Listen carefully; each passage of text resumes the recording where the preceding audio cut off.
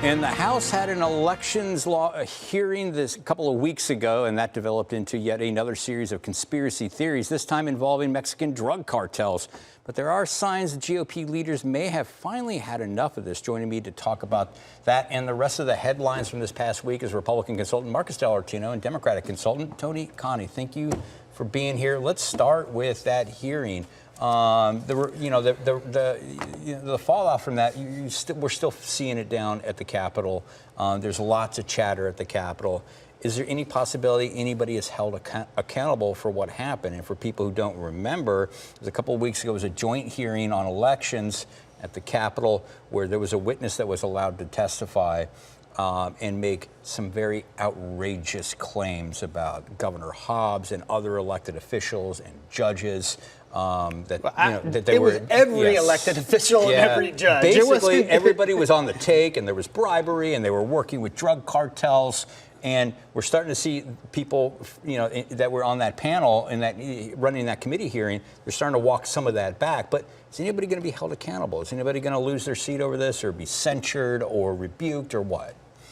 Well, first of all, I don't think they're walking some of it back. I think they're walking all of it back. Sure. And I would say, I think that I've talked to Republicans and I've talked to Democrats, and both of them have said we are examining our options. For Republicans, I would say the best choice of action is always to clean up your own house and not allow the other party to do it for you.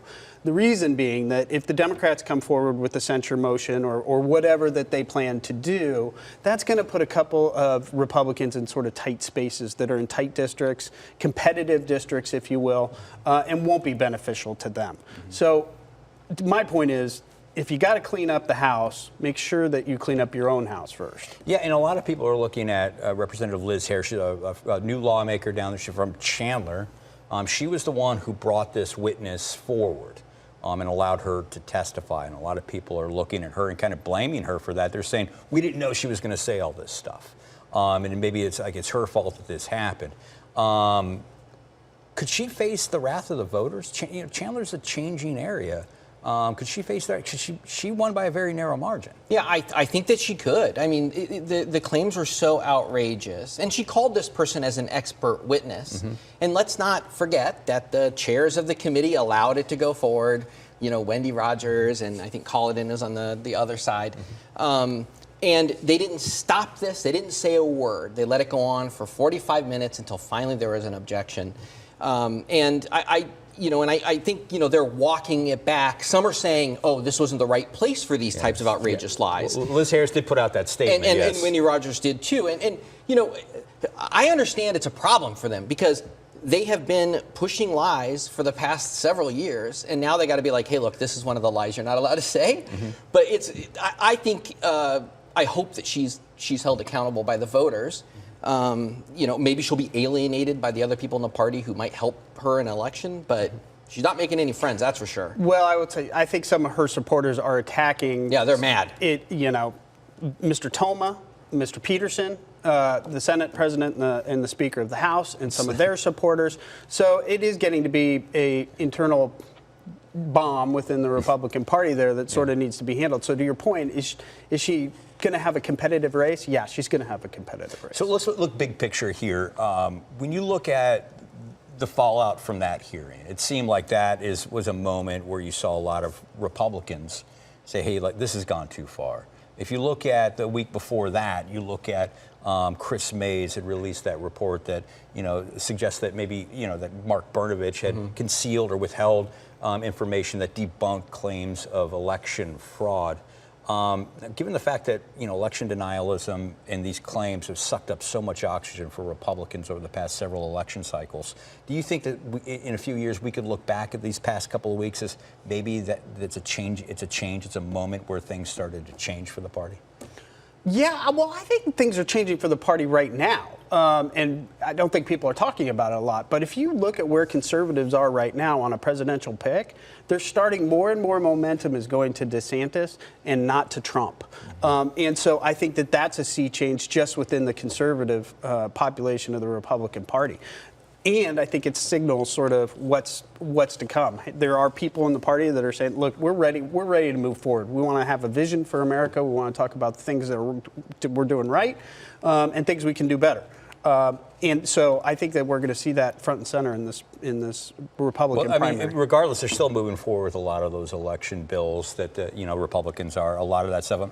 Some of it may not be directly inspired from some of the stuff we've heard, but it's definitely some of those bills are adjacent to those kinds of wild accusations dealing with elections they're moving forward on. But I do want to get your Democrat perspective on this. I mean, you're reading this. Are you looking at this and thinking, maybe this is a moment that changes the kind of debate over elections? The number of times I've thought that we hit one of these moments where the courage of the Republican Party would stand up against these people is very high. And so I hope so. I don't think so. One of the problems is there's so much money behind this election denial stuff. And there's so much pressure. And so they're going to continue to drive these things. But, the voters of Arizona are sick of it. I've been saying it for a couple of years. People thought this wouldn't be an issue in the last election, and it was. And this new poll that just came out by OH Predictive Insight showed that 75% of Arizonans believe that the last election was fair. And that was a majority of Republicans even. And so it's a tiny group of people, but yet still the leaders of the House and Senate appointed these people who were most well-known and famous for pushing these conspiracies, like Wendy Rogers, into these really important positions. And so is leadership going to stop it? I don't think so. But to your point, I don't think this was an active thought that was going on. We've got to have this guy. And I think my telltale signal here is if you watch one of the funniest moments of this committee is Ken Bennett, who says, of all people, Ken, right? Ken Bennett. So Ken Bennett says, the spokesman for the wait a minute, who invited you? And Right. so my point being that I don't think that there was, I think that the legislature is so busy with what they're doing, bills and other things, that they sort of just showed up to committee thinking everything would go smooth, and nobody asked the question of, wait a minute, what is the background from this witness? Well, they called her a hero afterwards and brave. I mean, the only reason they started to back off is because they started to get pressure from the outside. Yeah, and let me circle back to something you said. It's like it's always best to clean up your own house, and you don't want someone else to do it. But like, regardless of what Democrats want, I mean, they can't really do a whole lot unless they get some Republicans to cross over and help them do that. They can file motions for censure, ethics investigations, and unless they get Republican support, nothing happens. But you're talking about the difference between actually doing something and a PR campaign, which is, I'm sure that they would be happy to go along. I mean, they can make a motion for censure every single day that they're on the floor. But Democrats are also in a tight spot. I mean, to your point in the earlier story, voting no on every bill means they're voting no against a bunch of stuff that Democrats actually support, whether it's support for single mothers, children, food stamps, you name it. They're voting against it. And so they need to figure out how to move forward as well. Okay, we're going to have to end it right there. That is all the time we have today, but be sure to join us next week for more Politics Unplugged.